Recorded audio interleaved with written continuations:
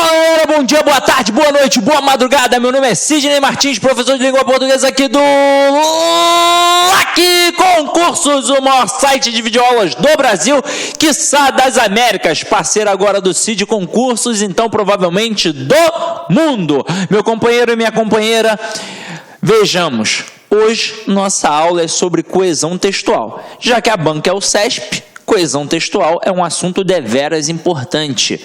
Eu não tenho como fazer a prova de língua portuguesa do CESP se eu não sei coesão textual. Aí eu vou até adiantar. O CESP cobra coesão referencial e coesão sequencial. Sempre, em todas as provas. Só que, antes da gente cair para dentro disso daí, para saber o que é referência, o que é sequência, a gente vai estudar a coesão como um todo para abordar e perceber o quanto é importante na nossa prova. Então, acompanha aqui comigo, ó. Um texto é um conjunto de parágrafos formados por conjuntos de frases, formadas por conjuntos de orações, formadas por conjuntos de palavras. A conexão entre essas partes de um texto formam a coesão textual. E aí, meu companheiro, se liga só. Quando a gente estuda a língua portuguesa, a gente normalmente na escola segrega o ensino. Tem um professor de gramática, um professor de interpretação e um professor de redação, quando na verdade está tudo interligado. Eu só faço a análise textual se antes eu fizer a análise gramatical. Aí vocês perceberam todo esse desenrolar aqui, ó. Conjunto de parágrafos, conjunto de frases, conjunto de orações, formado por conjunto de palavras. Então se liga só nisso daqui, ó. Tudo que a gente tem começa nesse camarada aqui, ó, no morfema. Desse morfema, a gente parte para a palavra. Da palavra, a gente parte para a função sintática. E da função sintática, a gente parte para a oração. Da oração, a gente parte para o período. E do período, eu parto para o parágrafo. Para finalmente chegar ao texto. Do morfema até o período, eu chamo de análise gramatical. E período, parágrafo e texto, eu chamo de análise textual. Repararam como todos os elementos estão interligados? Por exemplo, quando eu falo de análise textual, eu tenho período, parágrafo e texto. Mas para chegar ao período, eu tenho que passar por todos esses outros elementos. E aí, esses conjuntos que se relacionam, que estão aqui, ó, que vão formar a coesão textual, eles se relacionam de diversas formas, seja elementos que vão concatenar através de uma estrutura, fazendo uma ligação, uma referência, ou uma concatenação de ideias. Então, eu tenho que me ligar nisso aqui, ó. A palavra texto vem do latim testum, que significa tecido. Assim, a coesão constitui as conexões entre os fios do tecido ou entre as informações, de modo a garantir que o texto pareça um conjunto harmônico. Dizemos que um texto está sem coesão quando suas ideias não estão claramente relacionadas. Como assim, Sidney? Vamos lá.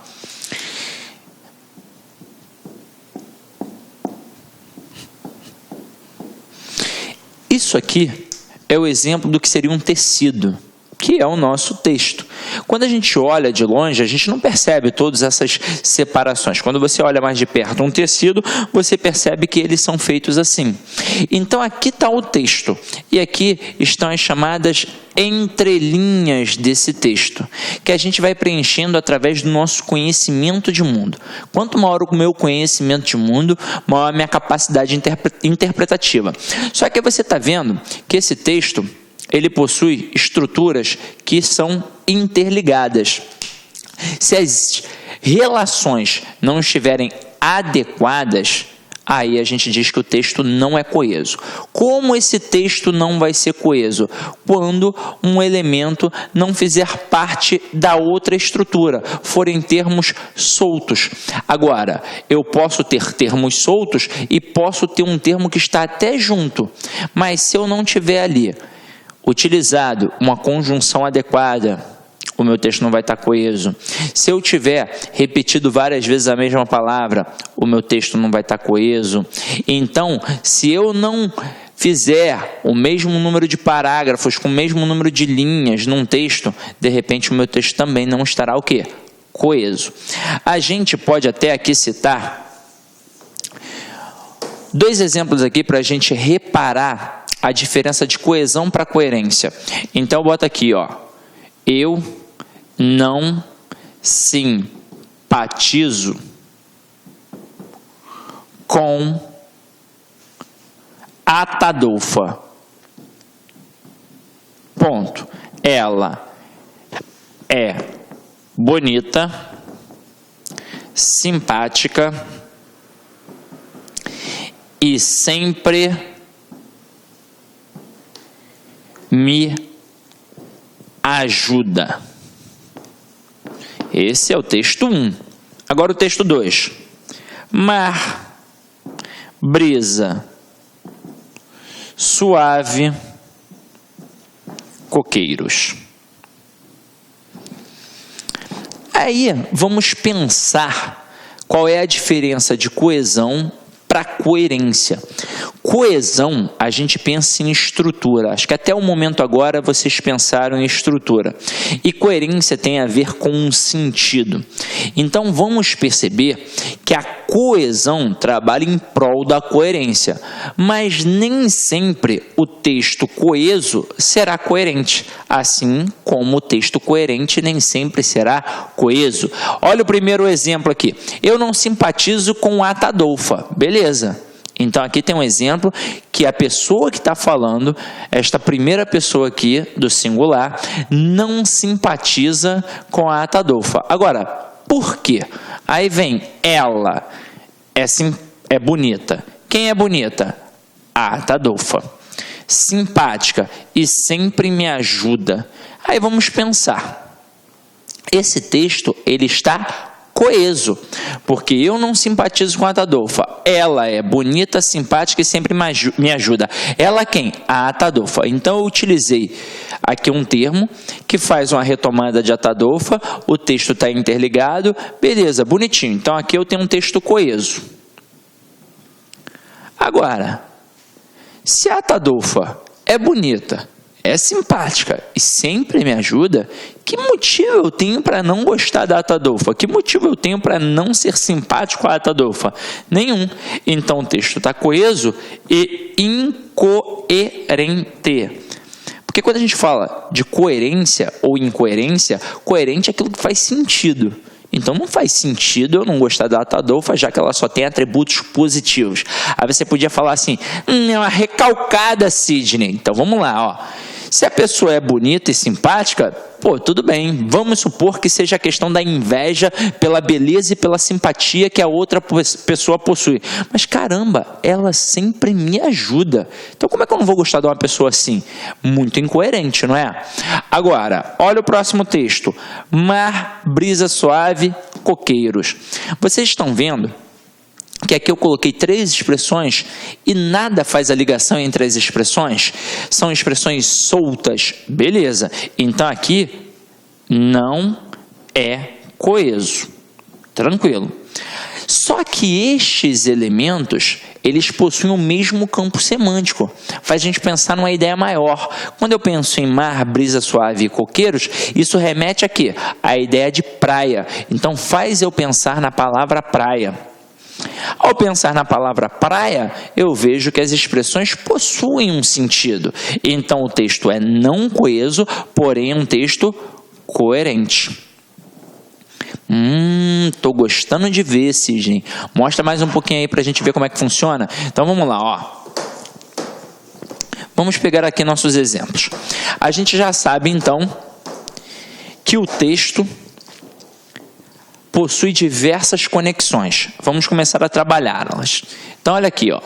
Os alunos chegaram cedo, mas a porta da sala estava fechada. Decidiram então passar na secretaria a fim de descobrir o que aconteceu. No caminho, os discentes encontraram a diretora, a qual lhes disse que o professor estava doente. Então vamos lá, ó.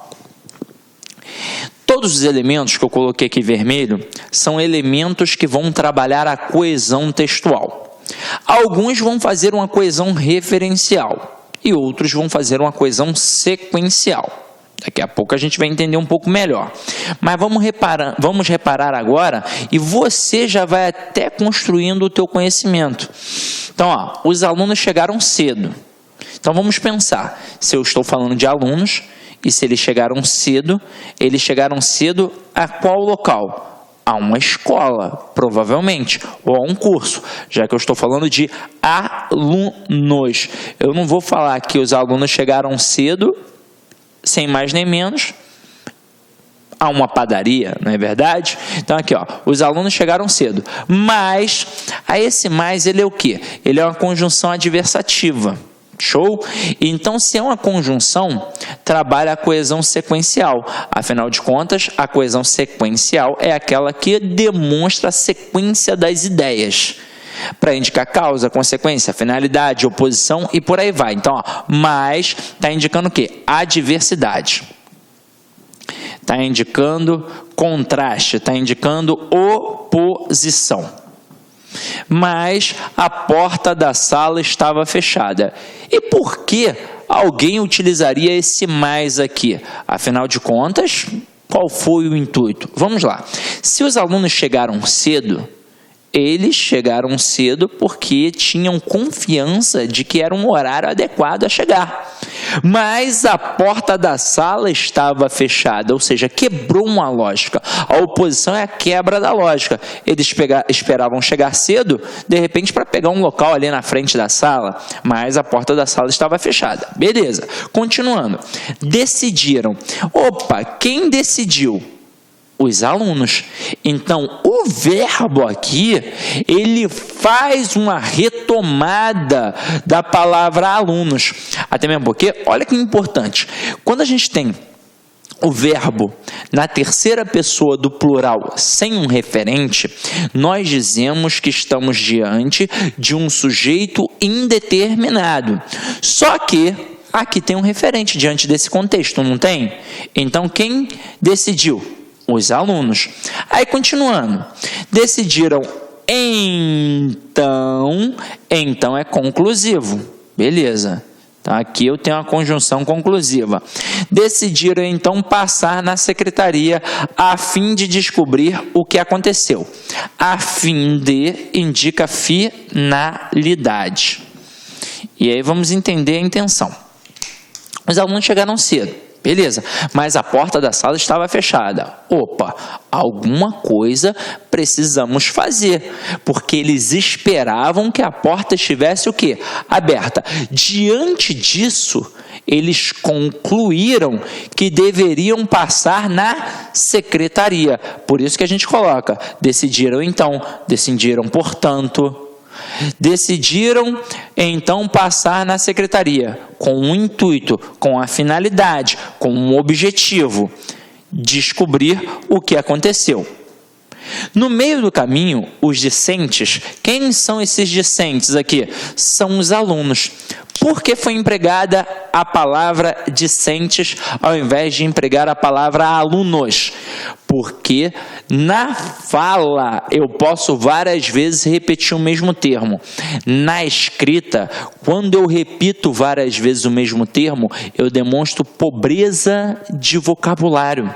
Então é para isso que a gente deve evitar a repetição dos termos dentro de um texto. Tranquilo?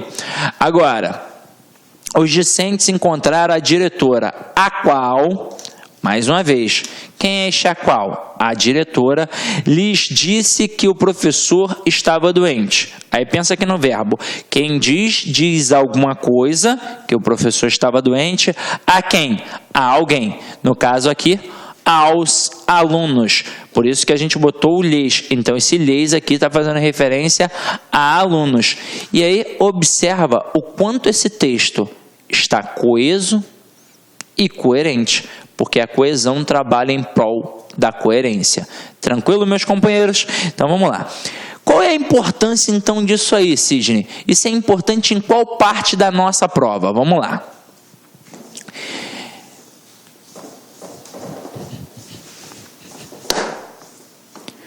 Nas provas de redação, os candidatos são frequentemente penalizados por não empregarem palavras que marquem a transição entre duas ideias ou dois parágrafos distintos.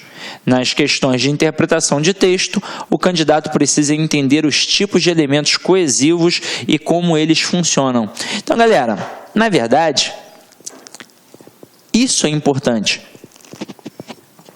tanto para a interpretação quanto para a produção textual, até mesmo porque a redação nada mais é do que uma interpretação ao contrário.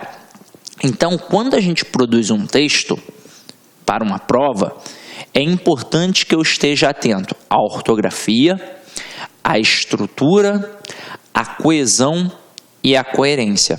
Só que esta coesão, ela significa muita coisa, porque ela pode atrapalhar na questão da estrutura e pode atrapalhar na questão da coerência. Então, coesão textual significa muita coisa para produzir um texto. E dentro da parte interpretativa, quando a gente estuda a parte da análise textual, nós percebemos que existe a compreensão e a interpretação. Se você for parar para pensar, as provas do CESP basicamente trabalham mais a compreensão de um texto. Raras são as questões propriamente de intelecção, que dependem de nosso conhecimento de mundo. Raras. E aí é o seguinte, se está dentro do texto, basta eu ter calma e atenção que eu vou achar. E os elementos coesivos vão sempre contribuir para o entendimento do texto. Agora vamos cair para dentro e começar a especificar. Nós temos dois tipos de coesão. Nós temos a coesão referencial e nós temos a coesão sequencial. Para que serve a coesão referencial? Serve para evitar a repetição dos termos dentro de um texto, como eu disse a vocês. Então, basicamente, nós temos aqui uma classe gramatical muito importante, que é o pronome. Então, o pronome, ele sempre trabalha para quem?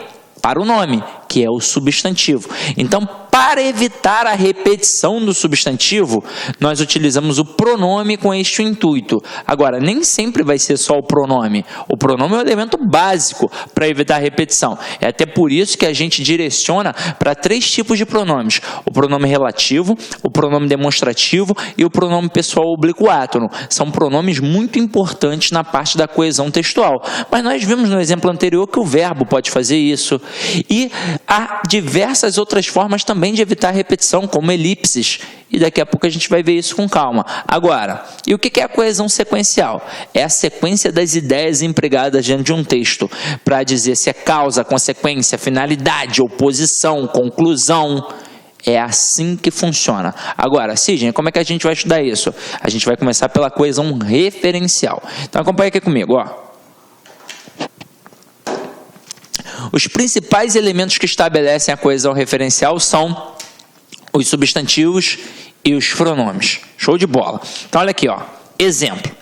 Maria trocou o relógio que seu pai... Olá, meus amigos, tudo bem? Sou o professor Luiz, desculpa interromper essa sua grande videoaula, mas muitos de vocês estão perguntando, professor, e o PDF dessa aula? Onde que está o PDF dessa aula? Atenção, o PDF dessa aula, a gente pede uma pequena contribuição aqui para a nossa plataforma da Lá Concursos, né? Olha só, atenção, todos os PDFs, não só dessa aula, mas todos os PDFs que eu falo que é do curso do TJ, da playlist da Lá Concurso TJ Pará 2019, né? Mais o Personal Coach. O que é o Personal Coach? É a nossa ferramenta pedagógica, ou seja, você pode assistir também esse vídeo, tá, lá na plataforma, através do Personal Coach. Personal significa pessoal e coach significa treinador. Você vai ter um treinador pessoal aqui, a gente vai controlar você, a gente vai ranquear, nós vamos acompanhar o seu desempenho. Professor, quanto custa os PDFs e mais o Personal Coach? Apenas R$ 29,90 é o preço aí dessa pequena contribuição desse projeto aí da Lá Concurso, ok? Forte abraço, já, tchau. Lhe havia dado. O aparelho estava com defeito, então a vendedora logo substituiu o presente comprado por seu João. E aí olha só a sacada que eu fiz aqui com as coresinhas aqui no nosso quadro. Nós temos Maria, que é a nossa primeira personagem, nossa personagem dita principal. Maria trocou o relógio. Aí observa, esse relógio agora está azul. Maria está o quê? Vermelho. Então vamos lá. Então aqui a gente tem um substantivo, que é um nome próprio. Aqui a gente tem um substantivo concreto. Beleza, tranquilo. Agora, ó, Maria trocou o relógio que seu pai lhe havia dado. Este que está fazendo referência a quem? A relógio. Então aqui a gente tem Maria, que é um substantivo, relógio, que é um substantivo, e o que? Que é um pronome relativo, que sempre faz referência a termo anterior. Aqui no caso, a palavra relógio. Aí a gente tem seu. Seu pai lhe havia dado. Aqui a gente tem um pronome possessivo.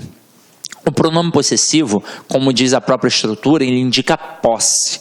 E o pronome possessivo, por indicar posse, vai ter duas coisas. Vai ter o possuidor e a coisa possuída. O pronome possessivo, ele sempre vai fazer referência ao possuidor e concordar com a coisa possuída. Então, de quem é o pai? Da Maria. Então o seu, este pronome possessivo, está fazendo referência a Maria e concordando com a coisa possuída, que no caso aqui é o pai. Então, ó, seu pai lhe havia dado. Então o pai deu alguma coisa a alguém. O que o pai deu? O pai deu o relógio. A quem? A Maria. Por isso que está aqui, ó, o lhe, porque deu alguma coisa a alguém. No caso, deu o relógio a Maria. Então, este lhe também faz referência a Maria. O aparelho, opa, mais uma vez azulzinho. Que aparelho é esse? É o relógio. Então, quando a gente tem um conhecimento vocabular mais extenso, a gente prova por A mais B que não precisamos ficar repetindo várias vezes a mesma palavra. Por exemplo, trabalho. Eu não preciso o tempo todo, numa redação, escrever trabalho. Eu posso colocar empresa, posso colocar labor e por aí vai. Agora, o aparelho estava com defeito. Então a vendedora logo substituiu o presente. Opa, que presente é esse? O relógio. Comprado por seu João. Agora repara aqui, ó. Tá vendo que aqui a gente tem um seu? E aqui também é seu? Mas olha a diferença. Este primeiro seu é um pronome possessivo. E este seu aqui, ó, não é um pronome possessivo. É um pronome de tratamento, que está fazendo referência à palavra João. É como se eu tivesse utilizado aqui o senhor João. Seu João, seu João da padaria, seu Manuel da padaria. É assim que funciona. O senhor João da padaria. Viram a diferença das referências? Então, ó, vermelhinho fazendo referência a vermelhinho, azulzinho fazendo referência a azulzinho e verdinho fazendo referência a verdinho. Porque o seu João é o quem? É o pai da Maria. Tranquilo ou não tranquilo? Agora, vamos lá, vamos trabalhar com mais um elementozinho aqui interessante, ó.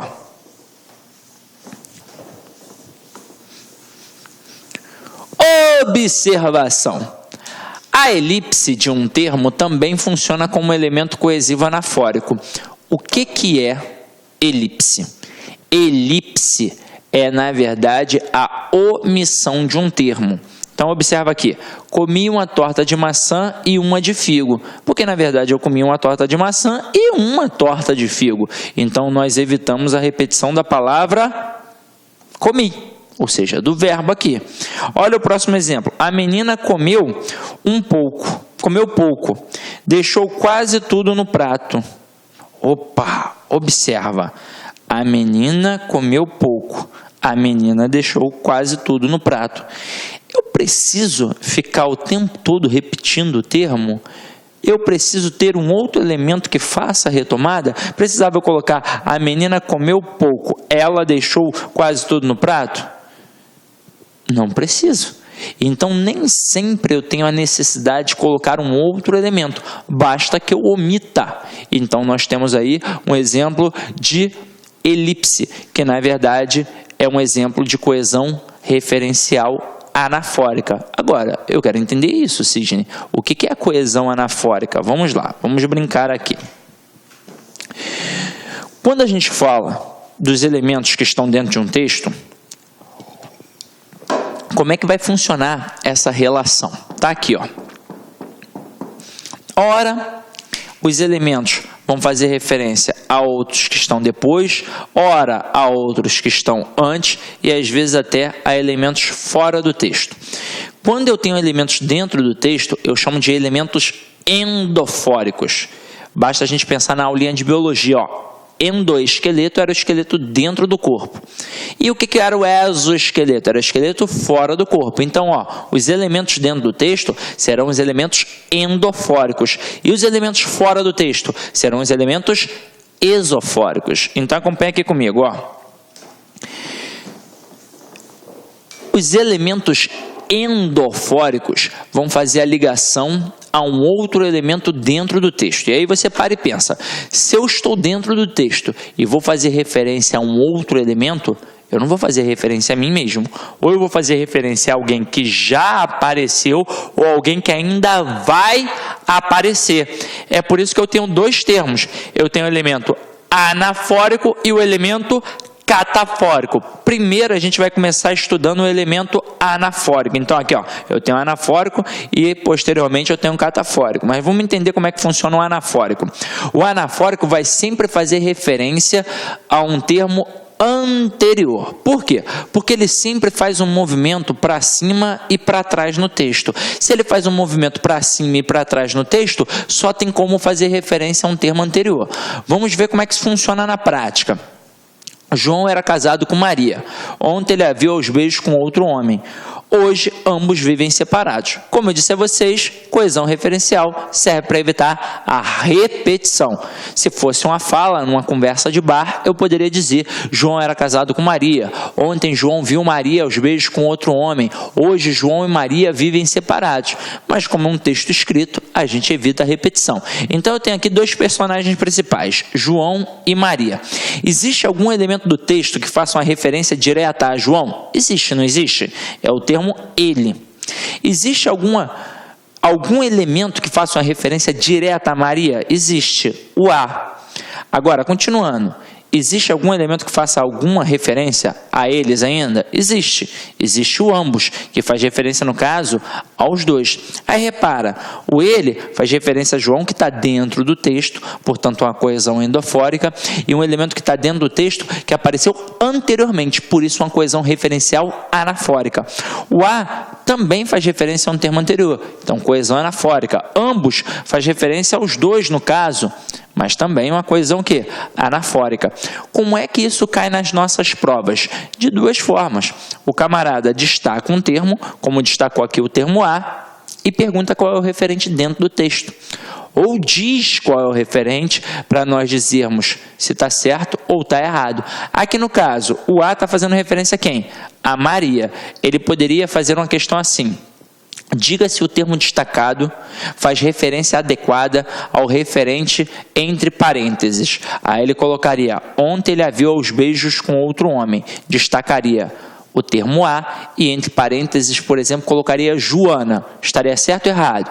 Errado. Se ele colocar Maria, Aí, de acordo com o contexto que a gente tem aqui, certo. Qual seria a segunda possibilidade? Ele poderia trabalhar a nomenclatura dessa estrutura. E é o seguinte, só quem fez cursinho é que vai acertar algo assim. Quando ele trabalha a nomenclatura, ele vai perguntar se o termo aqui está fazendo uma coesão anafórica, uma coesão catafórica, uma coesão exofórica, uma coesão sequencial. Você que já está esperto, está vendo que faz referência a um termo anterior. Portanto, uma coesão anafórica. Sidney, existe alguma possibilidade do avaliador tentar me derrubar com algo tão simples assim? Existe. Há apenas duas possibilidades. Ou ele vai trabalhar distanciando os referentes, porque aí vai te dar trabalho. Mas aí eu quero que você entenda o seguinte, coesão referencial está ali. Se ele está perguntando qual é o referente, é só ter calma e atenção que eu vou achar. Mesmo que um termo esteja na linha 2 e o outro termo esteja na linha 8, eu vou achar. Agora, segunda possibilidade, ele vai trabalhar os pronomes demonstrativos. Vamos ver como é que isso funciona aqui na prática, na nossa brincadeira. Olha esse segundo exemplo. Neymar e Negueba são jogadores de futebol. Este é craque, aquele é pereba. Se eu tivesse dentro de uma sala de aula com vários homens e várias mulheres, torcedores de times de futebol, e perguntasse agora nesse exato momento quem é o craque aqui no exemplo, a maioria esmagadora responderia Neymar. Afinal de contas, pelo senso coletivo, a gente direciona logo para o Neymar, craque do Barcelona, craque da seleção brasileira. Quem é Negueba? Aí você vai falar, pô, sei lá quem é Negueba. Eu já te digo, Negueba é um prata da casa do Mengão. Então, nesse exemplo aqui, eu te digo, o craque é o Negueba, porque eu sou Mengão. Agora, sem mais brincadeiras, a gente vai perceber aqui que nós temos Neymar e Negueba como personagens principais. E nós temos o este e o aquele fazendo referências a eles. Só que muito aluno às vezes sai da escola com a visão errada desse processo. Então ele sai pensando que o este faz referência ao primeiro elemento e que o aquele faz referência ao segundo elemento. E não é assim que a banda toca. Então vamos lá, ó. Eu tenho este, esse e aquele. Para que servem estes pronomes demonstrativos? Primeiro, para falar da pessoa do discurso.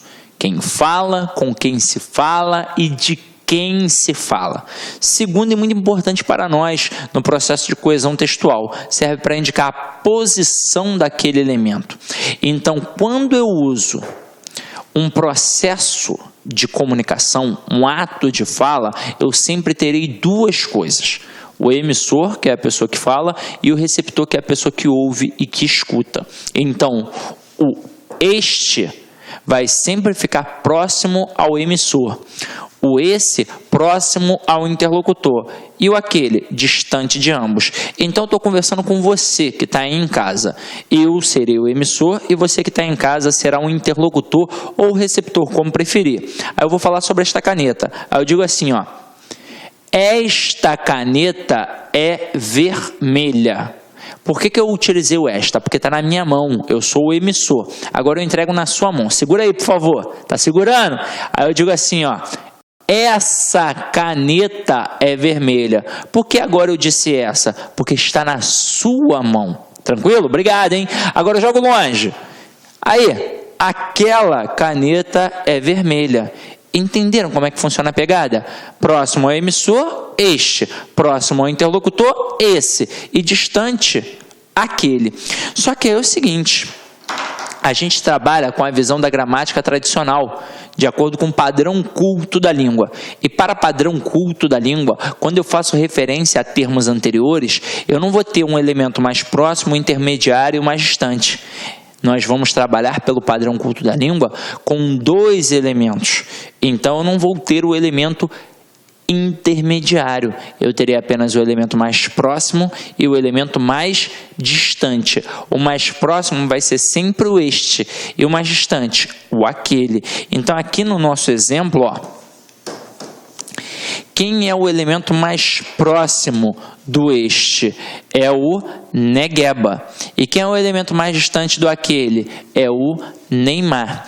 Como isso pode cair numa prova? De 3 formas diferentes. Primeira, o camarada pode destacar o termo aquele e perguntar qual é o referente. Tranquilo. Se você sabe que o aquele faz referência ao termo mais distante, você vai acertar. Segunda possibilidade, pode trabalhar com a nomenclatura, destacando e perguntando qual é o tipo de coesão que está sendo trabalhado ali. Coesão anafórica, coesão catafórica, coesão isofórica, coesão sequencial. Se você sabe que este termo aqui faz referência a um elemento que está anterior, você vai acertar que a coesão é anafórica. Terceira possibilidade, ele pode fazer essa questão parecer de interpretação, quando na verdade ela é uma mera questão de compreensão. Então ele vai fazer assim, ó, dentre os personagens apresentados no texto, qual é aquele que se caracteriza por ser um péssimo jogador de futebol, ou seja, um pereba. E mais uma vez, o termo aquele vai mostrar que neste caso o pereba é o Neymar. Até mesmo porque aqui eu posso fazer isso, porque é muito subjetivo dizer que alguém é bom de bola, feio e por aí vai. Não é subjetivo? Eu posso achar que o cara é craque, o cara é ruim de bola, mas o outro pode não achar. Então, de acordo com a forma como eu construí o meu texto, eu demonstro a minha linha de raciocínio. É para isso que serve a coesão, para trabalhar em prol da coerência. Agora, olha o exemplo dos termos catafóricos. Se o termo anafórico faz referência a elementos anteriores, o termo catafórico vai fazer referência a termo posterior, até porque ele faz sempre um movimento para frente e para baixo no texto. Se ele faz um movimento para frente e para baixo, só tem como fazer referência a termo posterior. Agora olha aqui o exemplo. Ele jurou aumentar o salário dos professores. O prefeito Eduardo Paes. Então vamos lá, ó. O ele aqui, no caso, está fazendo referência a quem? A Eduardo Paes. Eduardo Paes apareceu antes ou depois do ele? Depois. Então, por isso, a referência catafórica. Agora aqui, ó, dele eu só quero a pensão dos meus filhos, Romário. O dele está fazendo referência a quem? A Romário. Romário apareceu antes ou depois do dele? Depois. Então, por isso, uma coesão catafórica. Sejamos sinceros, até aí, tudo muito tranquilo. Onde é que o bicho vai pegar? Na coesão esofórica. Então, acompanha aí comigo, ó. Deixa eu apagar aqui.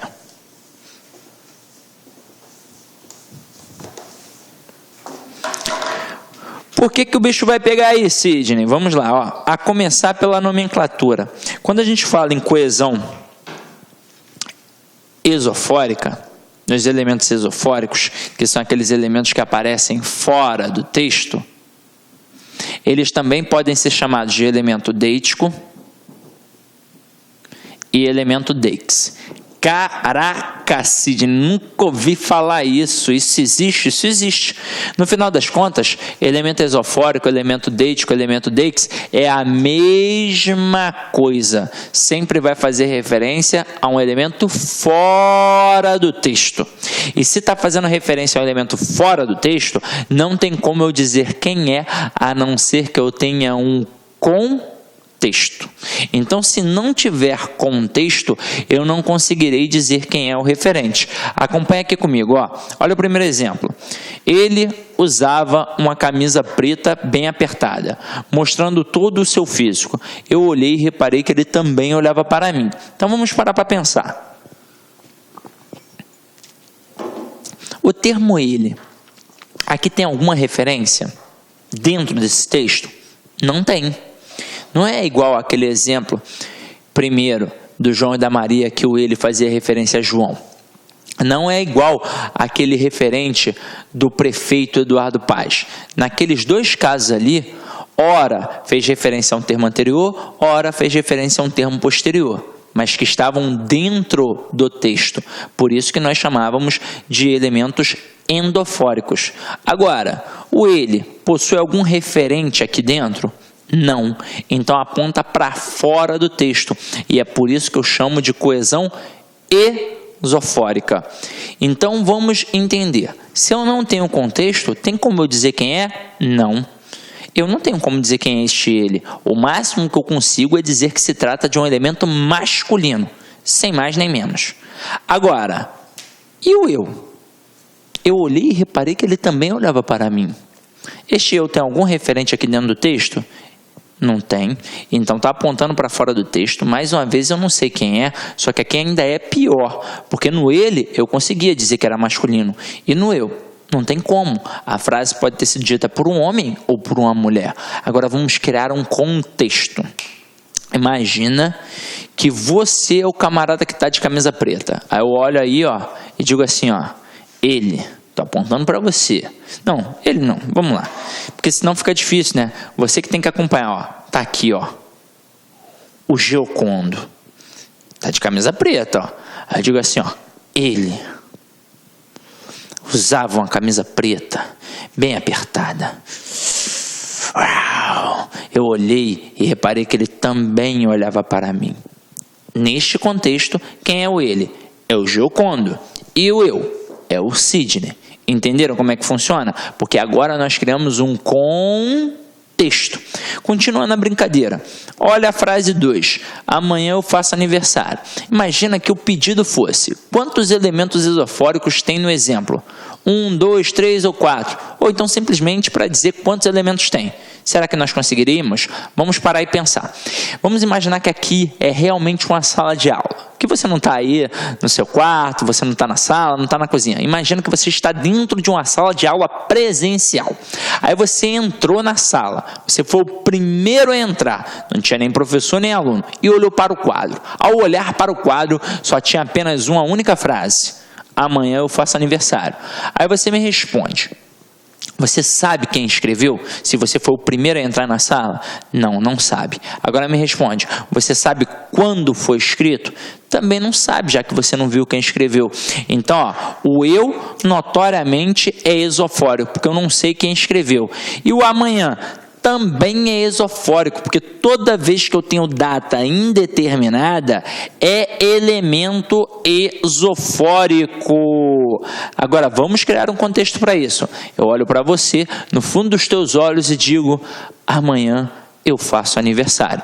Suponhamos que hoje seja, sei lá, dia 5. Dia 5, hoje é dia 5. Então, amanhã vai ser o quê? Dia 6. E o eu? O Sidney. Entenderam como é que funciona? Olha o próximo exemplo. Eu te amo. Beleza? Eu te amo. Mesma pegada. Entrou numa sala de aula, olhou para o quadro e estava escrito: eu te amo. Sabe para quem foi escrito? Não. E sabe quem escreveu? Não. Então não sei quem ama, nem quem é a pessoa amada. Então vamos lá, ó. Então na expressão, na frase eu te amo, eu tenho dois elementos esofóricos, o eu e o te. Agora vamos criar um contexto para isso. Eu olho no fundo dos teus olhos e digo: eu te amo. Então, neste caso, o eu será o Sidney e o te será você que está em casa. Mas vamos criar uma outra situação. Imaginando que aqui seja realmente uma sala de aula presencial. E aí você saiu por algum motivo, foi beber uma água, tomar um café, foi ao banheiro, sei lá, por algum motivo. Quando você retornou, tinha um bilhete em cima de sua mesa, escrito: eu te amo. Pensa comigo, eu continuo tendo elemento esofórico? Estou te dando tempo para pensar. Sim, Sidney, continua. Aí eu pergunto: 1 ou 2? Aí você: 1. Eu respondo: não, 2. O eu, notoriamente, você vai continuar percebendo que é esofórico, porque você continua sem saber quem foi que colocou o bilhete. Afinal de contas, quando colocaram o bilhete? Quando você estava fora da sala de aula. Agora, quando você retornou, por não ter visto quem colocou, você não sabe quem fez. Então, notoriamente, o eu é esofórico. Agora, você descobriu que o bilhete foi para você, mas você só sabe que é para você pelo contexto. Porque se estivesse na mesa da sua amiga ou do seu amigo, seria ou para sua amiga ou para o seu amigo. Tudo depende de contexto. Então você só sabe que é você porque está em cima da sua mesa. Porque se tivesse largado no chão, por exemplo, eu duvido que com certeza absoluta você iria brigar, derrubar todo mundo e falar: é meu com certeza. Dificilmente. Agora, vamos criar outra situação. Você foi lá fora, mais uma vez, e ao voltar, estava escrito: eu te amo, assinado Sidney Martins. Vamos pensar, continuo tendo elemento esofórico? Sim, continuo. um ou dois, agora somente um. O eu deixa de ser esofórico, porque tem referente aqui que é a palavra Sidney, que apareceu o quê? Depois. Então a referência catafórica.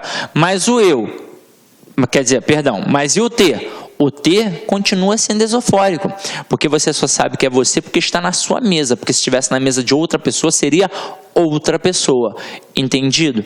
Tranquilo? O que é contexto? Foi? Agora vamos lá, ó. De vez em quando, as provas adoram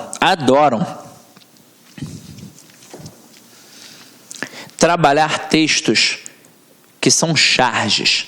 Vou fazer uma pequena charge para a gente poder compreender como é que isso também pode ser trabalhado, além das formas que nós já vimos. Então, vou fazer aqui uma pequena charge, ó. Criar aqui um espacinho. Eu vou fazer aqui um desenho.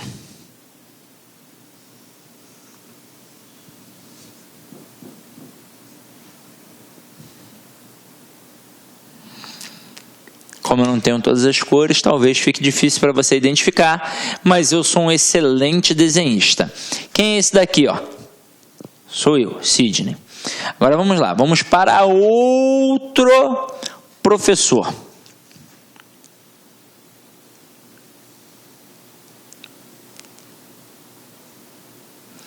Quem é esse daqui, ó?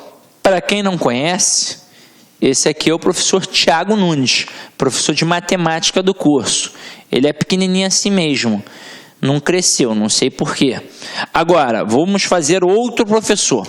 O nosso professor Sexy Symbol. Aqui, ó.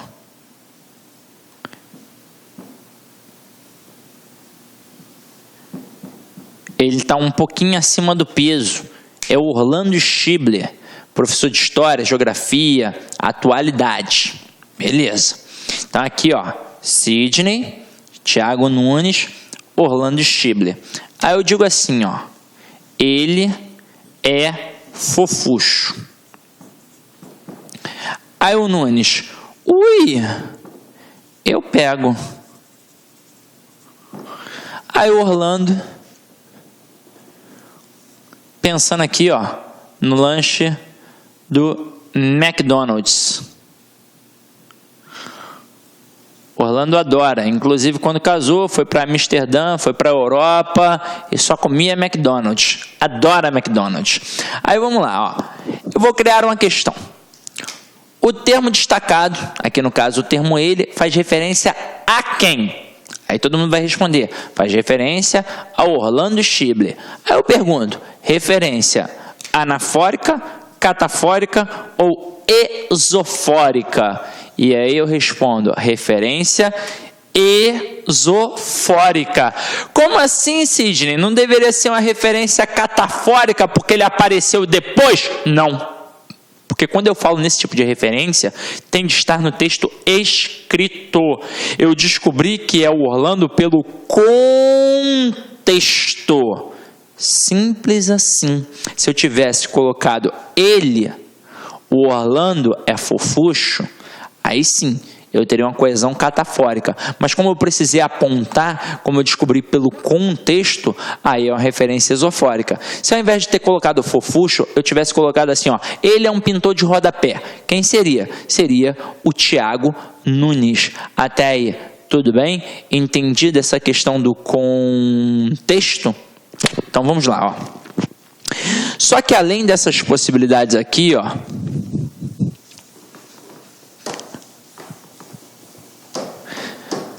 a gente tem também outros termos. Sidney, para! Mas como assim? Só quando o texto é escrito? É. Mas tudo ali não é texto? É, tudo bem. Aí a gente tem exemplos, agora, acabamos de apresentar, um exemplo de linguagem mista. Quando a gente tem a linguagem verbal, é porque a gente tem a palavra, seja escrita ou falada. E a linguagem não verbal são imagens, gestos, ou seja, a gente não tem a palavra. E quando eu tenho a mistura tanto da linguagem verbal quanto não verbal, nós temos um exemplo de linguagem mista. Não importa que eu tenha 99 palavras e um desenho, ou 99 desenhos e uma palavra. Se está ali linguagem verbal e não verbal, ambos constituem entendimento do texto, vão contribuir para a interpretação. Beleza? Agora, quando a gente fala na referência do jeito que está ali, eu tenho que pensar no texto escrito, porque eu só descobri que era o camaradinho ali pelo contexto. Mas em provas, Sidney? Ele vai trabalhar Calvin, Mafalda, coisas que a gente já está aí, cansado de trabalhar. Show? Agora, além das estruturas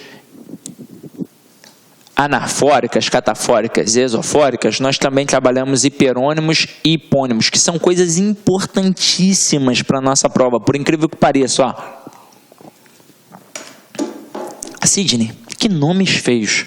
O nome é feio, mas são estruturas super simples. Hiperônimo. Hiper tem a ver com coisa grande, hipermercado, é o mercado grandão. Hipônimo tem a ver com coisa menor, coisa pequena, hipotermia, quando diminui a temperatura. Então, hiperônimo expressa o sentido geral. E hipônimo expressa o sentido específico. Olhem esses exemplos aqui agora, Carro, Corsa, Gol, Fusca, médico, pediatra, cardiologista. Onde é que está o geral, onde é que está o específico? Então, vamos lá. Tô ouvindo, pode gritar. Carro e médico, geral. Corsa, Gol, Fusca, pediatra e cardiologista, específico. Agora responde para mim. E peixe? Peixe é geral ou é específico? Então, levanta a mão se acha que é geral. Levanta a mão se acha que é específico. E quem não acha porra nenhuma, levanta a mão também. E quem não acha nada, acertou. Porque como é que eu vou classificar peixe em geral ou específico se eu não tenho um elemento para poder comparar? Isso não existe. Eu não tenho contexto. Eu dependo de um contexto. Por exemplo, eu só consigo dizer que Corsa é específico porque eu tenho um carro aqui para comparar a ele e perceber que nesse contexto o carro é o quê? Geral. Então são elementos de um mesmo campo semântico. Corsa, Gol e Fusca, todos eles são o quê? Tipos de carro. Então, por isso que eles são específicos e o carro é o quê? É geral. Eu só consigo dizer que médico é geral porque eu tenho um pediatra para comparar ele e perceber que é específico em relação a ele. Por quê? Porque o pediatra é um tipo de médico. Mas peixe, por enquanto, não tem nada. Mas vamos criar uma situação. Coloca aqui, sardinha. Agora, o peixe em relação à sardinha vai ser geral ou específico? Geral, Sidney. E a sardinha? Específico. E se eu botar aqui, ao lado, alimento? E aí, meu companheiro, o que vai acontecer aqui? O peixe em relação ao alimento vai ser geral ou específico? Específico, Sidney. E o alimento? Geral. E essa sardinha, tem como eu transformar num termo geral? Tem. Vou testar a mulherada agora. Qual é a melhor sardinha que tem para fazer frita que você come no boteco e não tem espinha? Vamos lá. É a sardinha maromba. Pode chegar lá, a peixaria e falar, vê 2 kg de sardinha maromba. Nunca mais o peixeiro vai te enrolar na vida. Então aqui, sardinha em relação à sardinha maromba é geral e a sardinha maromba é específico. Então o que você vai fazer agora? Você vai pegar o seu caderninho, que provavelmente você é esperto, está anotando, e vai anotar assim, observação. Eu vou ditar, tá? Posso ditar? Pegou a caneta e o papel? Então vou ditar agora. Anota aí, por favor. Anota aí. Preparado? Então vamos lá, Não existe geral ou específico. Ponto. Haverá sim, vírgula, a partir de um contexto. Ponto. Assim, algo pequeno poderá se transformar em algo enorme. E aí eu te pergunto, você alguma vez na vida já viu algo pequeno se transformando em algo enorme? Então eu vou te mostrar a Agora, algo pequeno se transformando em algo enorme. Acompanha aqui comigo, ó.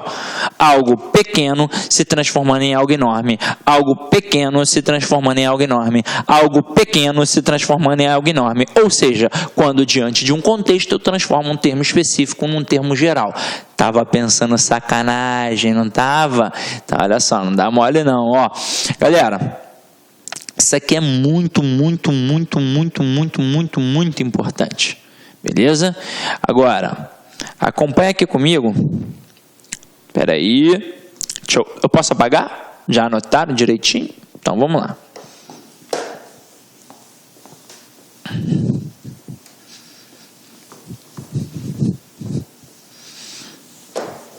Acompanha aqui comigo a importância deste processo, não só para a nossa prova, como também até para uma produção textual.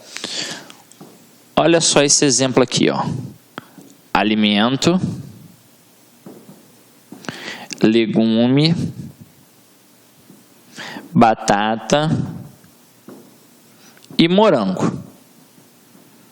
Aí eu te pergunto, este texto, ele está coeso, né? Vou até botar aqui mais ou menos do mesmo tamanhozinho assim, porque aí fica mais coeso ainda. Está coeso.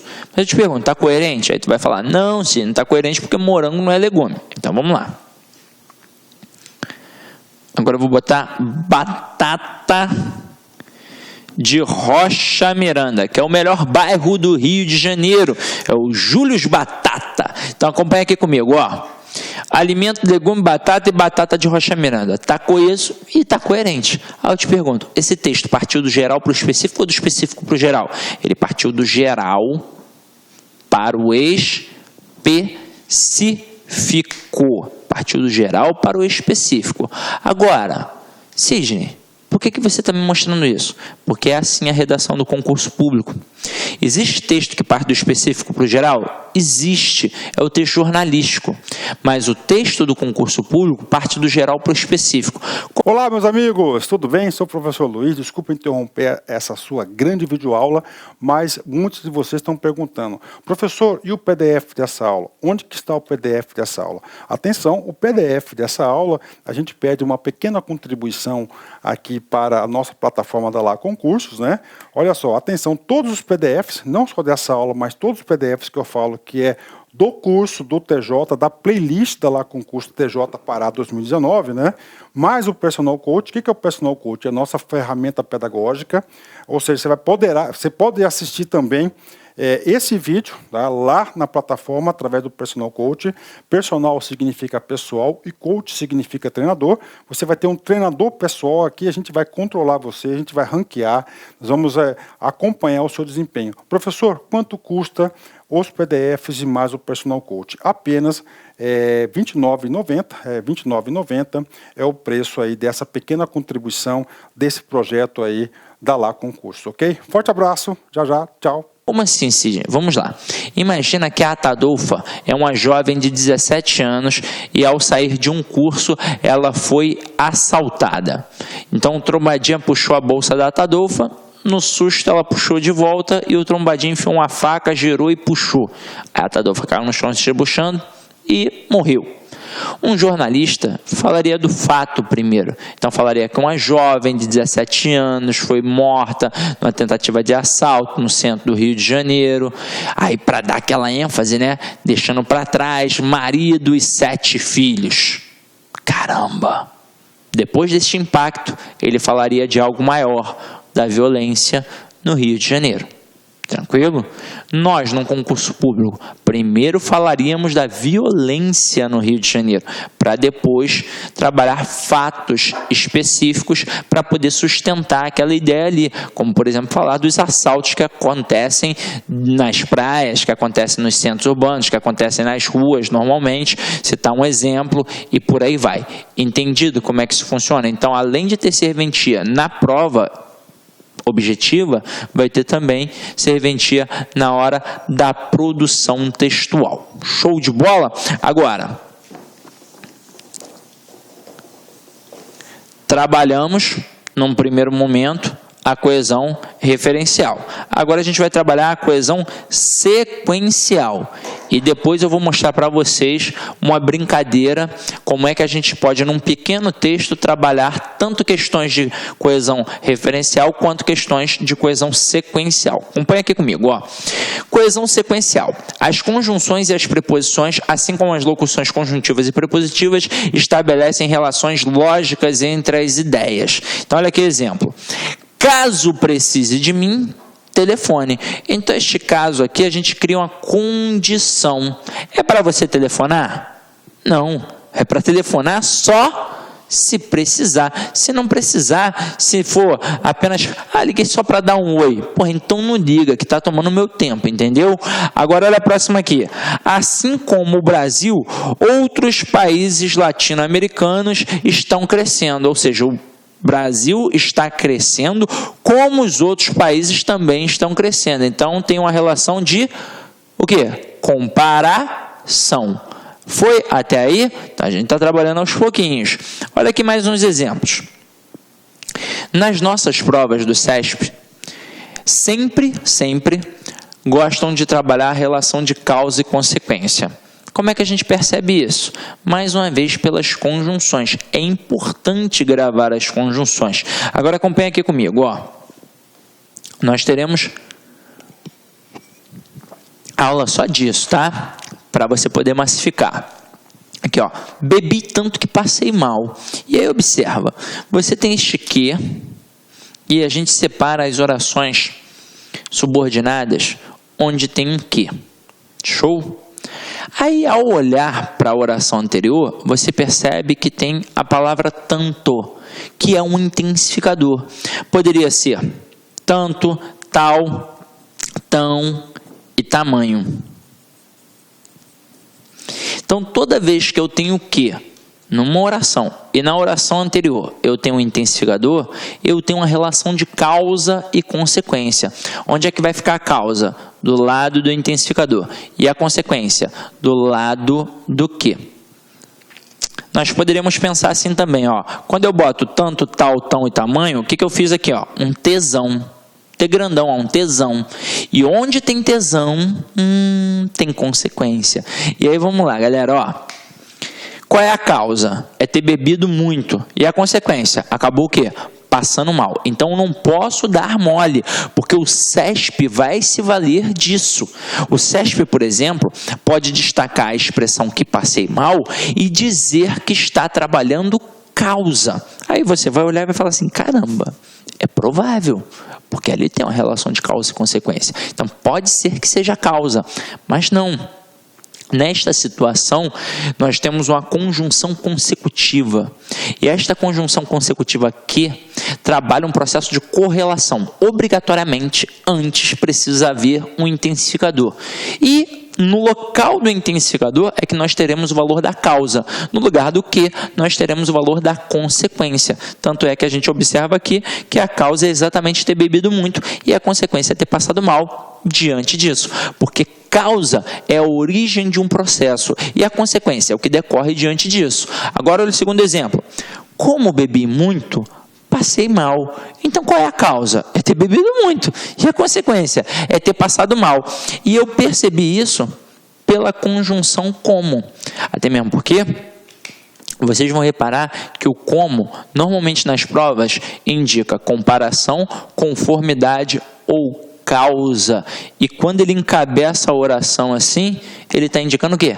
Causa. E a gente vai percebendo isso com o tempo. Mas estão reparando a importância da conjunção para a nossa vida? Vamos lá, ó. Vamos para um próximo. Esse aqui, então, não tem para onde eu fugir, galera. Valor de oposição, adversidade e concessão.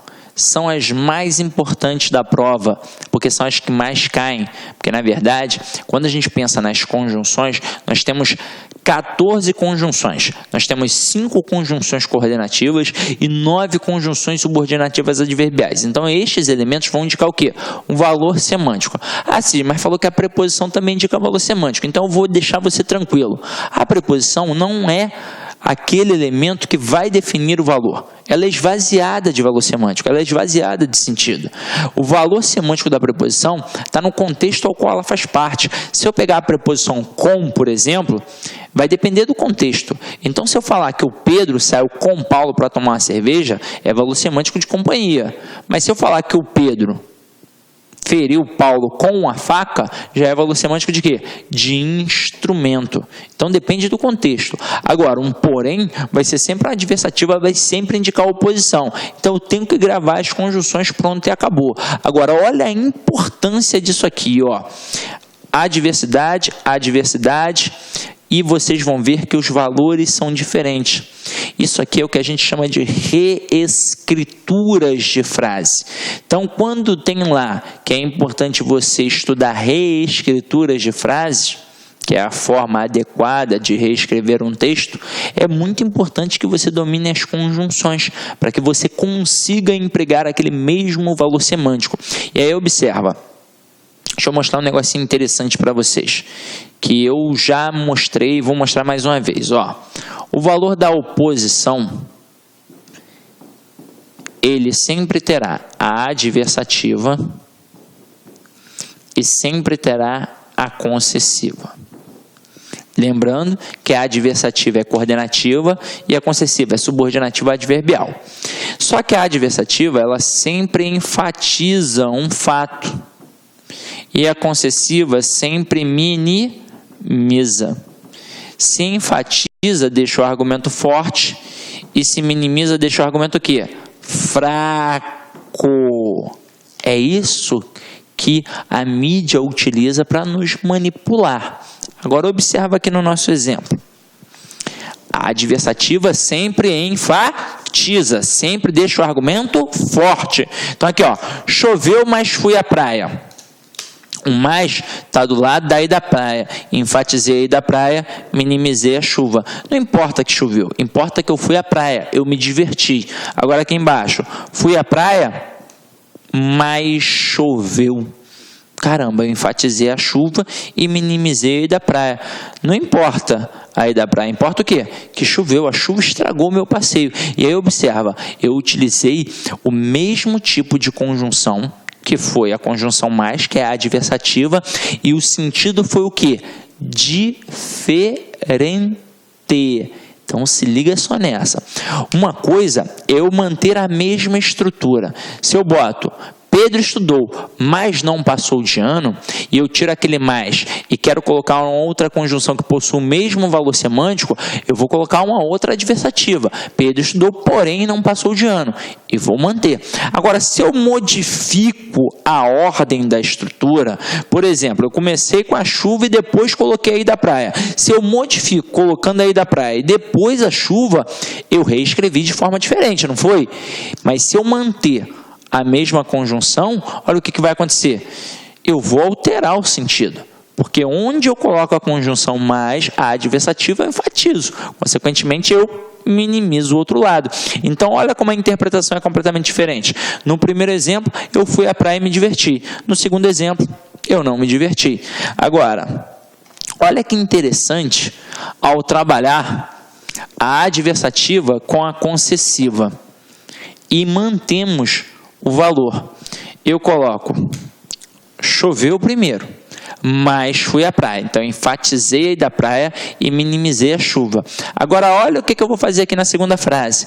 Eu estou começando com a expressão da chuva, porém, eu estou utilizando uma estrutura concessiva, que é o ainda que. Então, eu minimizo esse lado. E, consequentemente, enfatizo o outro lado. Olha que interessante. Eu coloquei uma conjunção diferente, mas eu mantive o mesmo sentido. Mas por quê? Porque eu reescrevi de uma forma que eu mantesse o mesmo sentido. Por quê? Porque aqui, ó, eu não coloquei a chuva para o lado de lá. Eu mantive a chuva do mesmo lado. E onde eu coloquei a chuva, eu coloquei a concessiva. Porque a concessiva faz o quê? Minimiza. Se no exemplo acima eu coloquei uma adversativa do lado daí da praia e consequentemente minimizei a chuva, para eu manter o mesmo sentido colocando uma concessiva, eu tenho que colocar a concessiva do lado da chuva, que é para poder minimizar o lado da chuva e consequentemente enfatizar o outro lado. Então aqui, ó, conectivos importantes que a gente deve gravar, porque são os que mais caem na nossa prova. Os conectivos adversativos e os conectivos concessivos. Conectivos adversativos, mas, porém, contudo, todavia, entretanto, no entanto. Conectivos concessivos, embora, ainda que, apesar de, mesmo que, por mais que, com quanto, malgrado, não obstante. Então, fiquem ligados. Este com quanto aqui vira e mexe cai e o aluno dá mole. Então, você já sabe que com quanto é o quê? Conjunção concessiva. Continuando a nossa brincadeira aqui agora, ó, eu vou mostrar a vocês como é que isso funciona na prática, meu companheiro. Vamos lá, ó.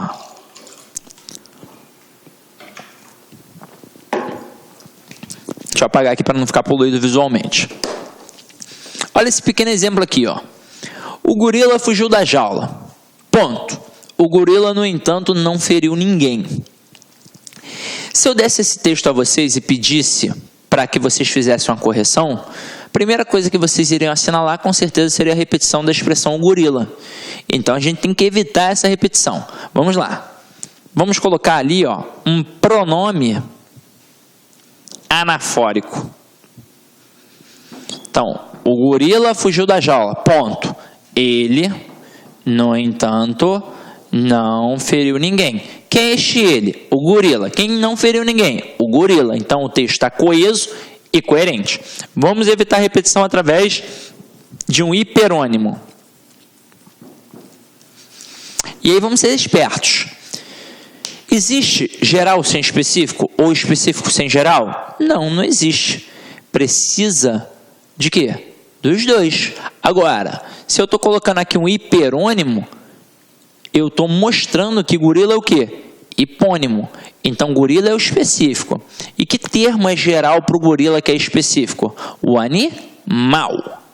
Então, ó, o gorila fugiu da jaula, ponto. O animal, no entanto, não feriu ninguém. Show de bola.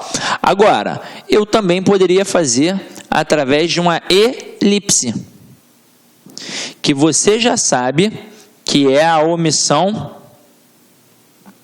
de um termo.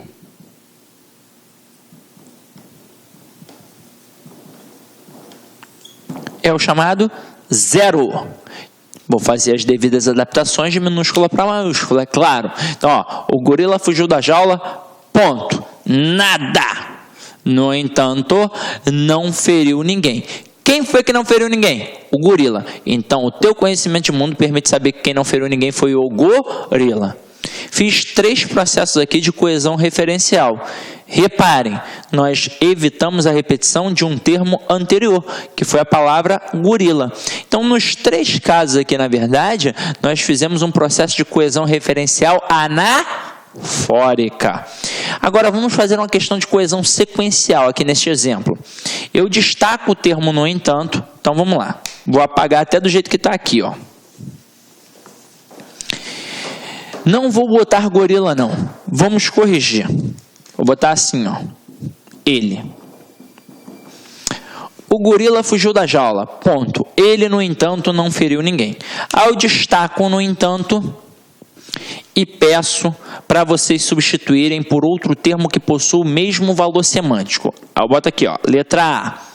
Portanto. Letra B. Pois. Letra C, porque.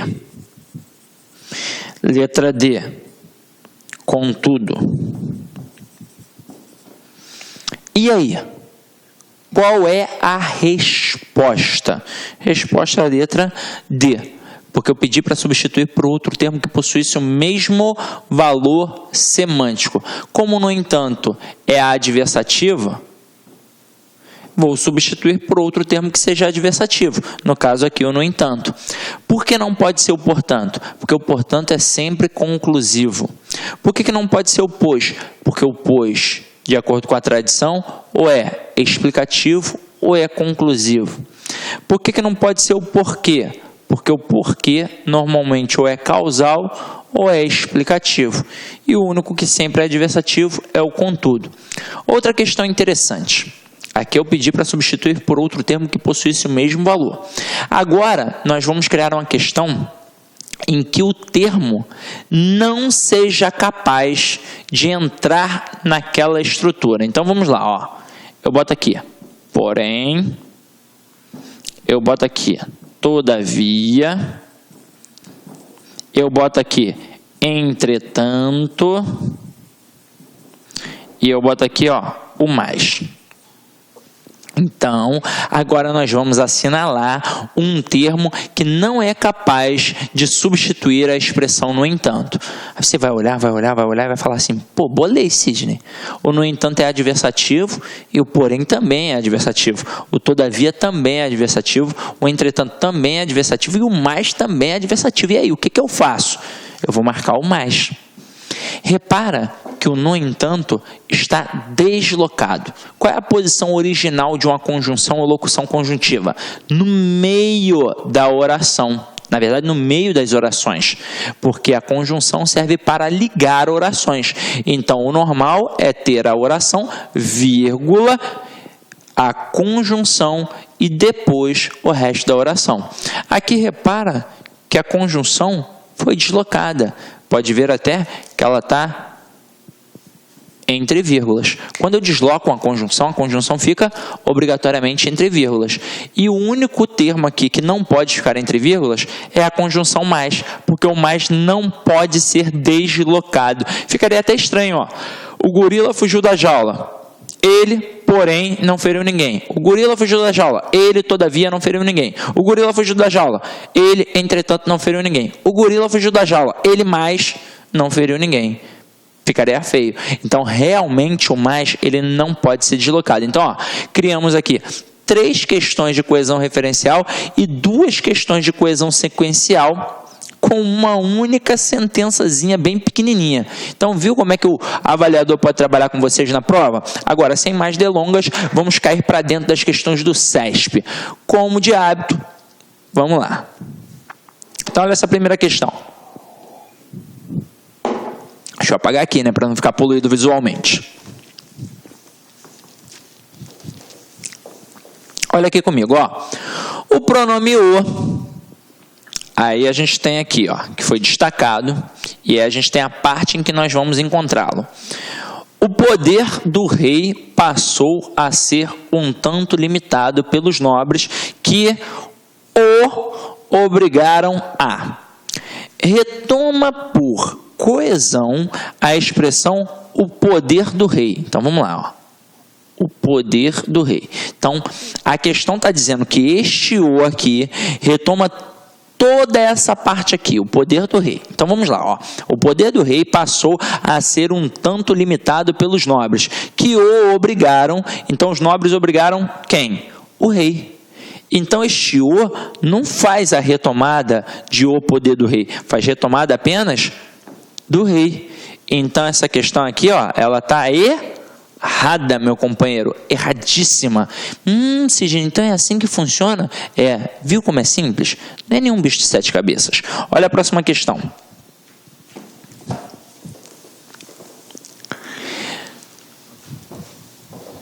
O seu método é simples. Harold utiliza garrafas de suco de laranja e se certifica de que as mensagens estão com data antes de enviá-las.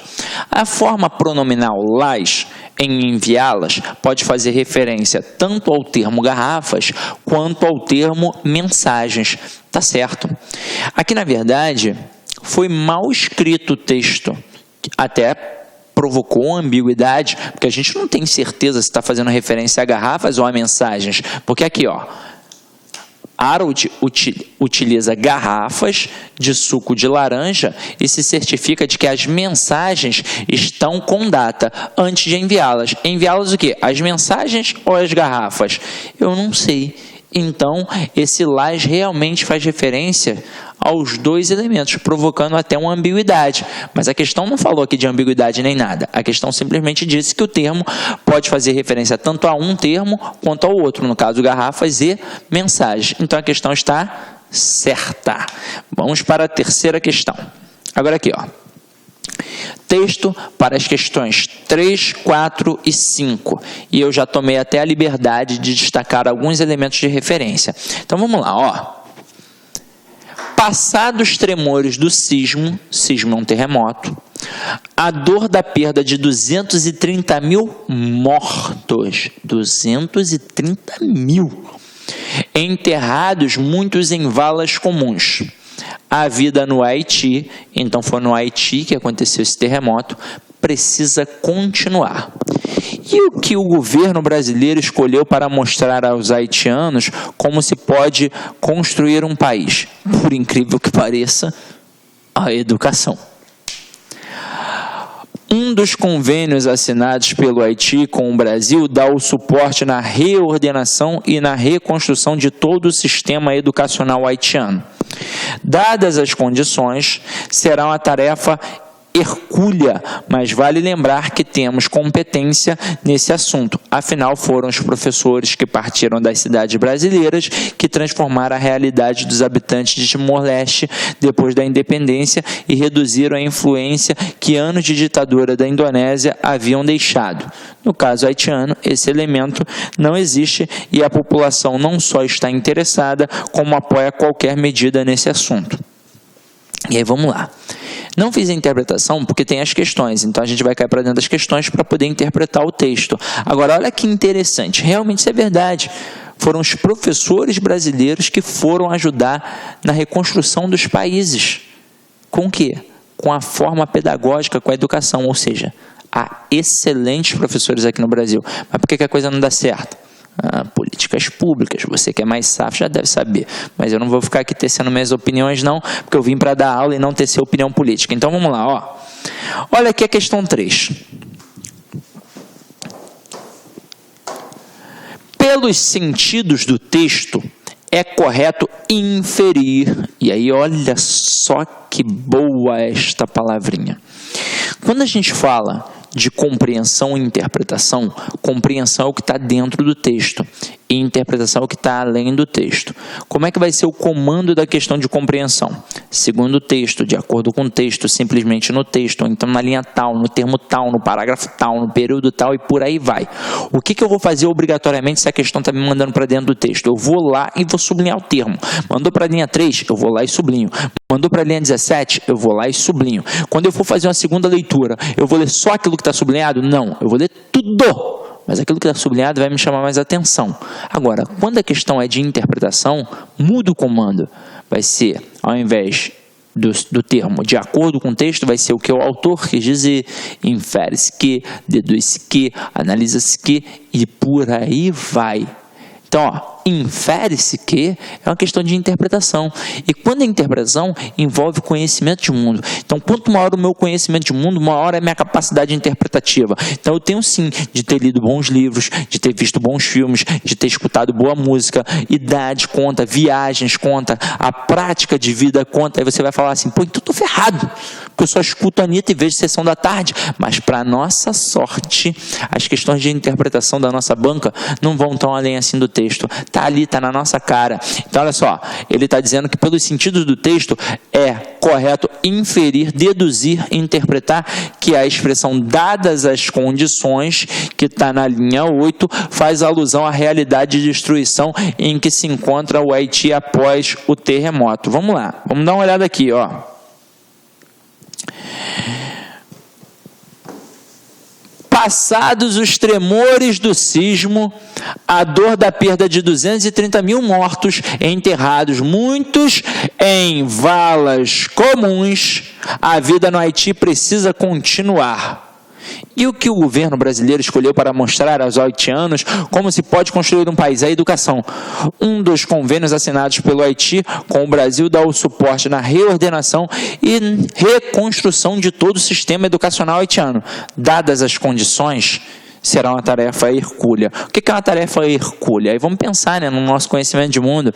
Vem lá, ó, da mitologia, Hércules, que fez as 12 tarefas, ou seja, eram tarefas difíceis. Então, dadas as condições, que condições? Condição de destruição, 230 mil mortos, o país está destruído. Eu quase falei um palavrão, mas é isso mesmo. Então, ó, o país está acabado. Então, diante das condições de destruição, vai ser uma tarefa hercúlea, difícil. Então, dá para a gente inferir que essa expressão, dadas as condições, remete ao processo de destruição do país. Então, ó, a questão 3 está certa.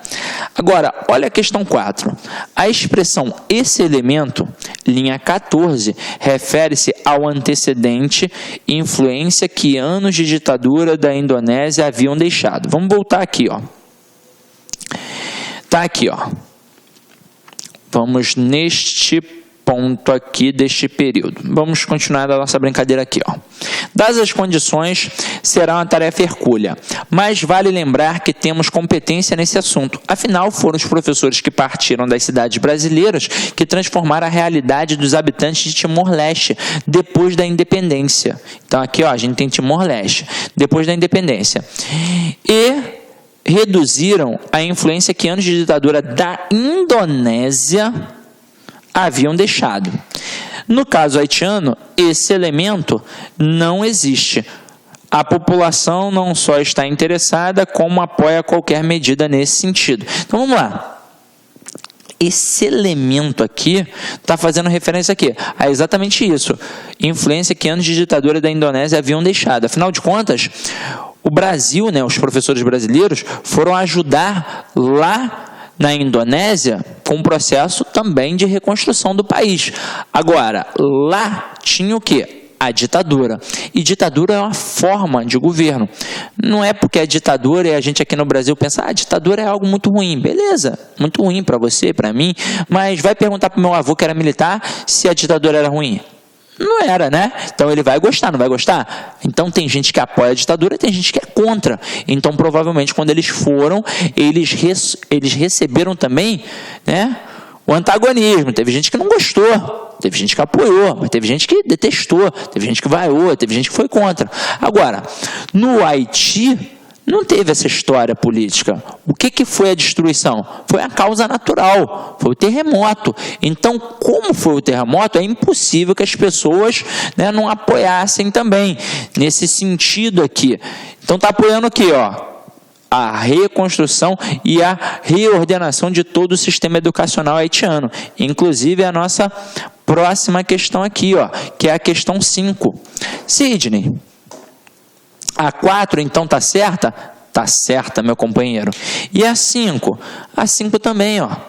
A expressão, nesse sentido, retoma a ideia antecedente de reordenação e reconstrução de todo o sistema educacional haitiano. Ó. Vem aqui comigo. Ó. Viu como é que está um pouquinho distante? Mas quando a gente vai pegando a interligação, né, os elementos que vão se envolvendo, a gente percebe que esse sentido só pode ter a ver com a reconstrução do país, já que no Haiti não teve esse caso da ditadura, foi só realmente a causa natural do terremoto. Então todo mundo apoia, todo mundo quer que o país volte a ser como era. Beleza? Tranquilo? Vamos lá, ó. Vamos então marcar um certo aí na questão 5. E agora vamos para a questão 6.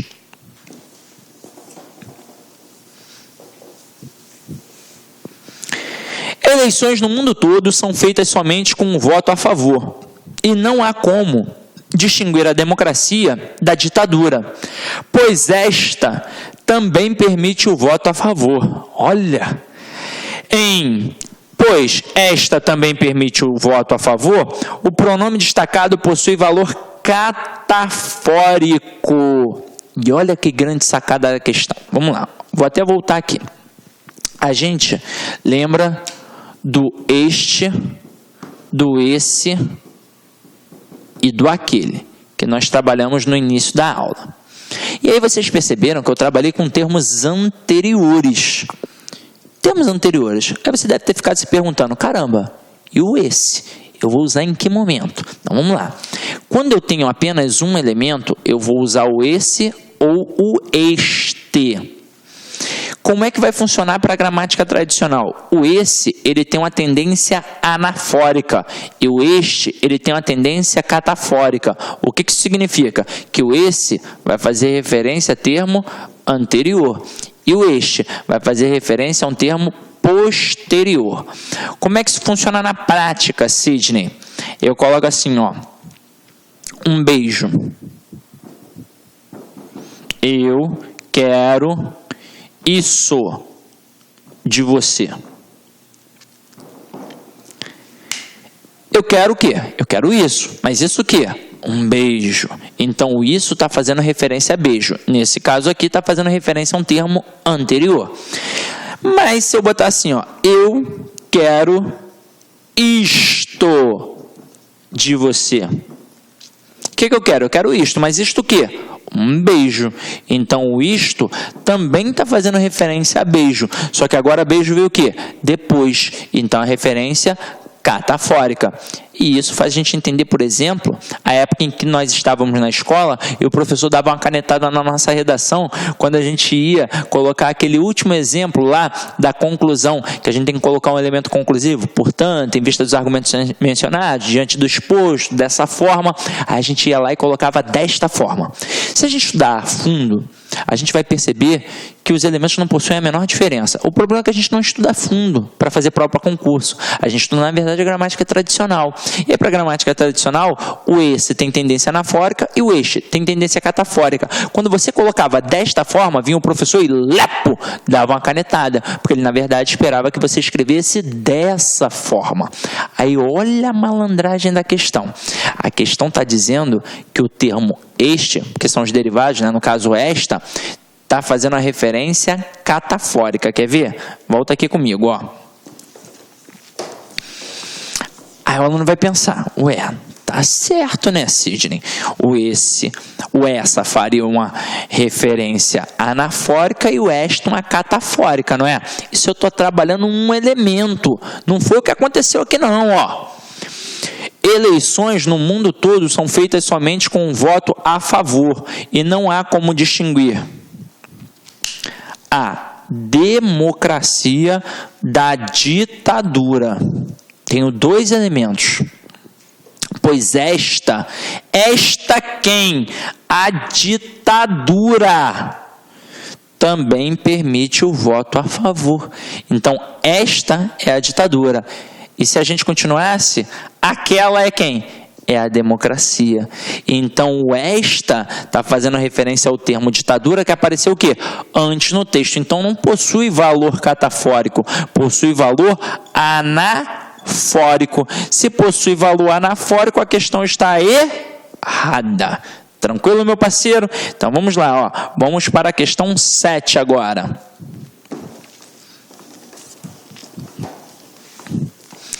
As expressões no entanto e todavia são sinônimas e intercambiáveis. Opa! Certo? Está dizendo que são sinônimas porque possuem o mesmo valor semântico. E está dizendo que elas podem entrar uma no local da outra. Certo também. Afinal de contas, no entanto é adversativo e todavia também é adversativo. Olha só, precisei só gravar as conjunções e resolvo uma questão dessa aqui de coesão sequencial que cai na prova do CESP. Então, ó, questão certa. Vamos lá, vamos para a próxima questão. Mantém-se a coesão textual e a correção gramatical caso se substitua o trecho. E aí, vamos lá. Vamos pegar o trecho aqui, ó. Contam não só com a eficácia da máquina e dos equipamentos de seu parque industrial, mas também com o acesso. Contam com a eficácia das máquinas e dos equipamentos de seu parque industrial, bem como com o acesso. Então, eu quero que vocês reparem uma coisa.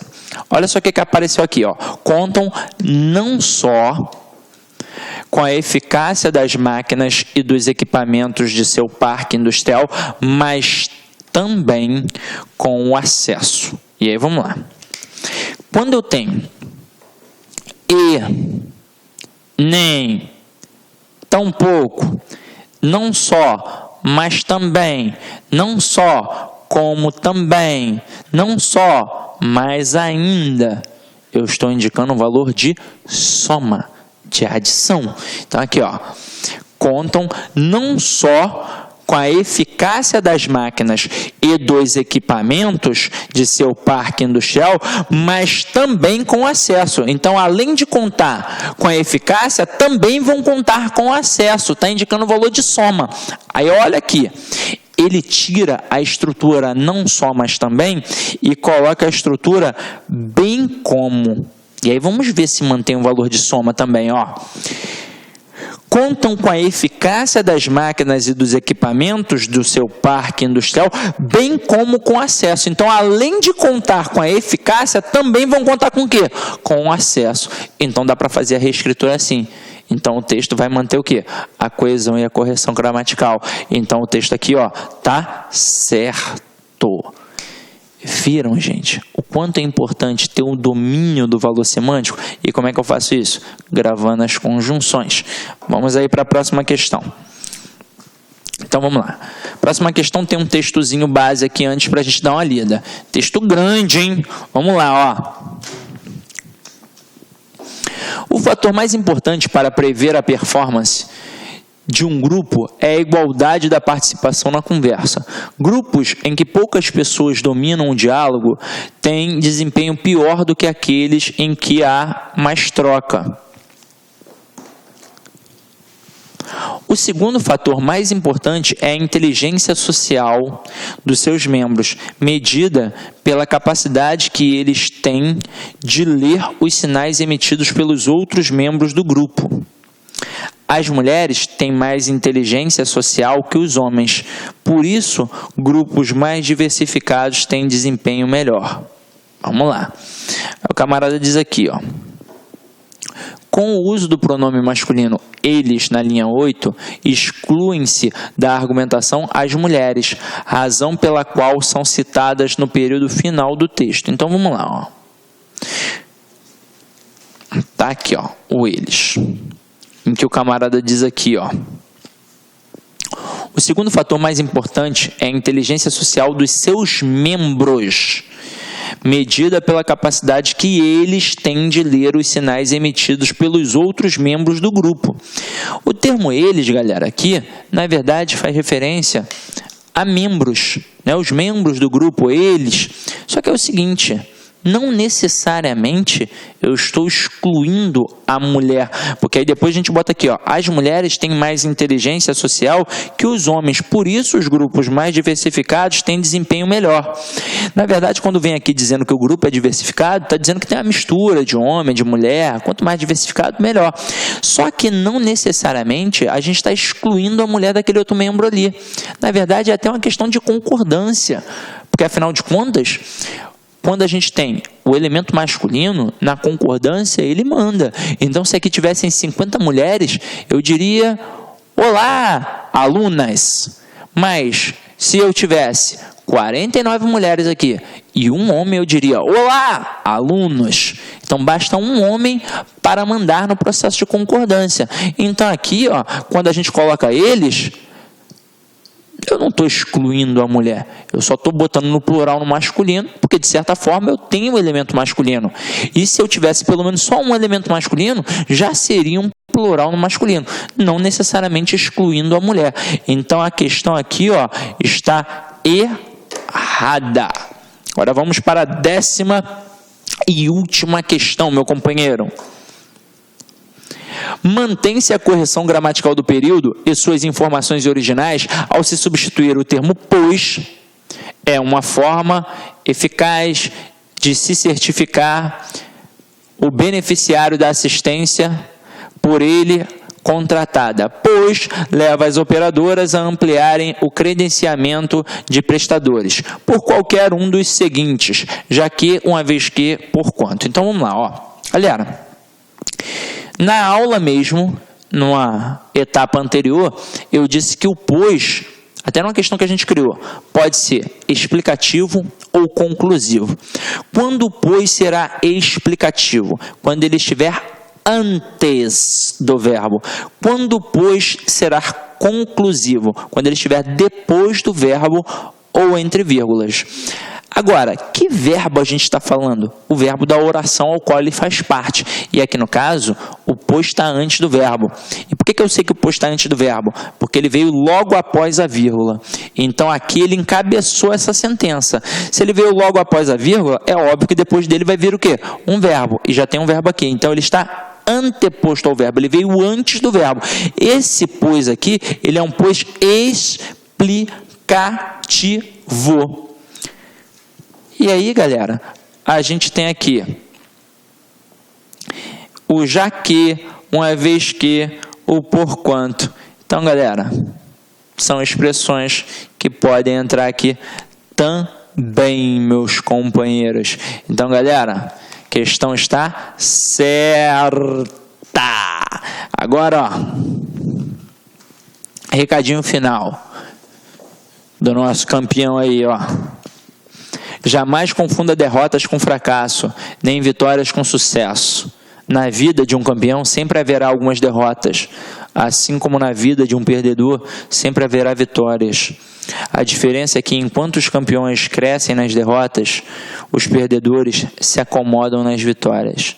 Então, meu parceiro, recado melhor que esse não existe, não é verdade? E aí, como é importante para a gente um feedback, um retorno, avalie aí a aula, porque é sempre importante, afinal de contas a gente tenta sempre fazer o melhor para vocês.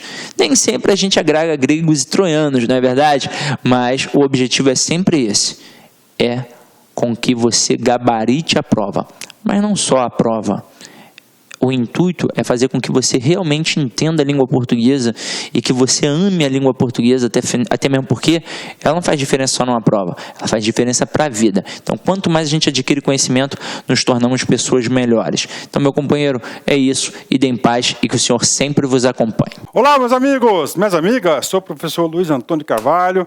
Quero agradecer você que ficou no final da nossa videoaula e dar 3 recados para vocês aí da Lá Concurso, né? O primeiro é o seguinte: o PDF e mais o Personal Coach, que é a nossa grande ferramenta pedagógica para acompanhar e potencializar, acelerar seus estudos por apenas R$ 29,90. Esse é o PDF mais a metodologia, ou seja, você vai assistir os vídeos, os mesmos vídeos, mas aonde? Na nossa plataforma no YouTube, ela é a nossa plataforma do site, ok? Por R$ 29,90. E também, lembrando para vocês que nós estamos preparando uma ultra revisão de véspera de no mínimo 20 horas, tá? Eu coloco no mínimo porque eu tenho certeza que nós iremos aí ultrapassar, né?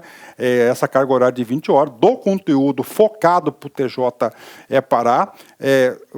Essa revisão é 100% baseada em exercício da banca do CESP, né? Que a gente já começou os preparativos dessa nossa super revisão. Começará a ser disponibilizado esse conteúdo a partir do dia 6 de janeiro. E essa super revisão é pay-per-view, tem que ser no site da LAC, por apenas R$ 39,90.